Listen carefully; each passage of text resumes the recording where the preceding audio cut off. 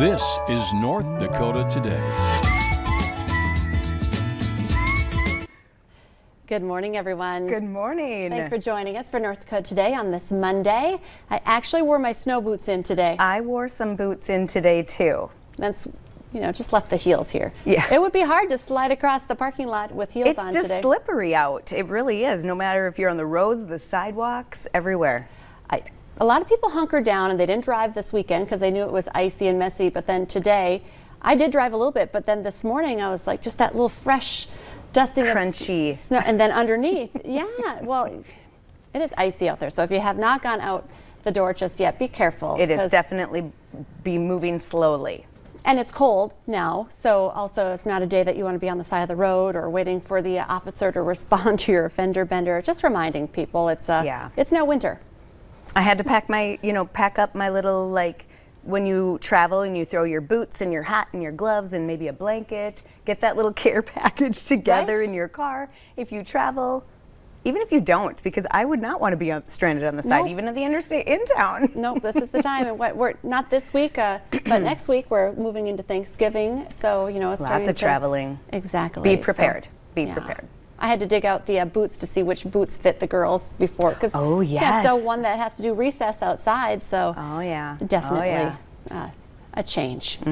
Okay, well, on this Monday, the live playoffs continue tonight on NBC's The Voice. They're down to 13 singers, all singing to stay in the competition next week. I love this. Mark Barger has a preview of what's in store tonight.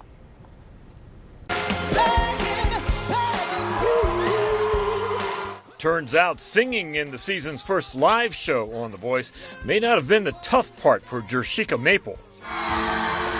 America saved. Waiting for the result was Jershika Maple, congratulations. It was just a hard time to try to focus and not throw up, because a part of me I wanted to throw up. This is difficult for me. It was also stressful for the coaches.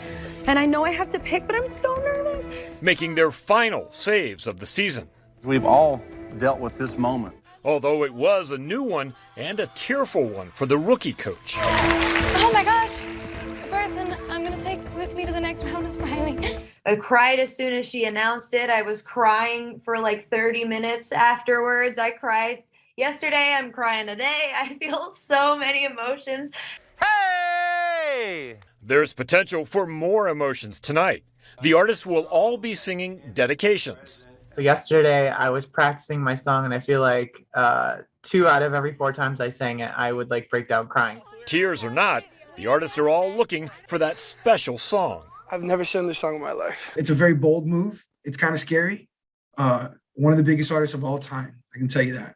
A song generating a performance that creates a breakthrough moment. Everybody is coming with their A game, and I cannot slack with it. I'm coming with my A+ game, and if there was a letter before A, I'm coming with that too. Hoping it spells success on The Voice.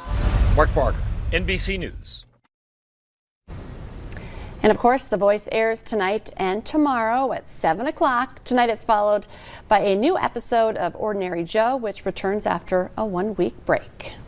Santa, he's out and about, right? Right, he's already checking his list. So anyway, he may have fewer eyes in homes this Christmas season after a Georgia judge jokingly banned the elf on the shelf. Do you do elf on the shelf? We don't have an elf on the shelf in my house. Nor do we. My girls are very sad about this. Apparently, the Cobb County Superior Court Chief Judge Robert Leonard posted a mock order on Twitter banishing these elves.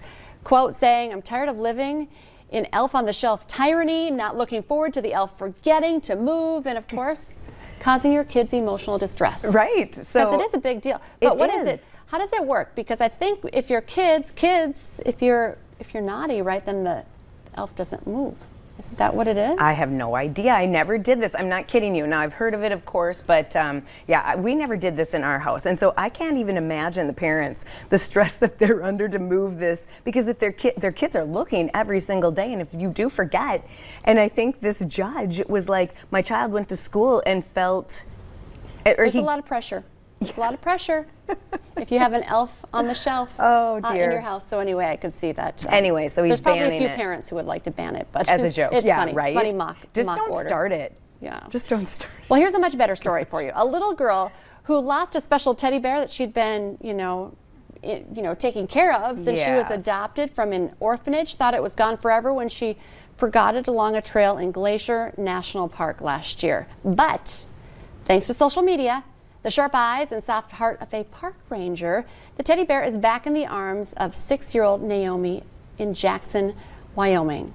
Can you imagine, like, you lost it in a Glacier National Park? Where? Yeah, exactly. And I just feel bad because there's lots of these stories where the little kid leaves their teddy bear at a hotel or somewhere like this, but if she dropped it out in the middle of nowhere, I love this. Well, a big, vast vast park. She apparently took the teddy with her. Yeah, everywhere. And they've been on a lot of trips. I mean, we're talking like Ethiopia, Rwanda, Greece, all these, I don't even know if I said that right, but anyway, Greece, all over, and then in Glacier, and she loses it. But so if you lose something very important, this is, a lesson learned that just go ahead, report it to the park ranger. Because can you imagine, most parents would be like, they have more important things to search for or do in a park. Right. But well, I can see a park ranger being out and about and then seeing like a little lost, park ranger to the rescue. That's cute. I love that story. I love it. Coming up on today's show, a Lakes Country favorite now expanding to Fargo. Yay. We're checking in with the Nines next here. She's got some great pieces. Not only are we talking about shackets, she's talking about coatigans. Am I saying that? A whole new word. So if you're lost, they we'll come up with all sorts of things, We'll don't explain they? it coming up.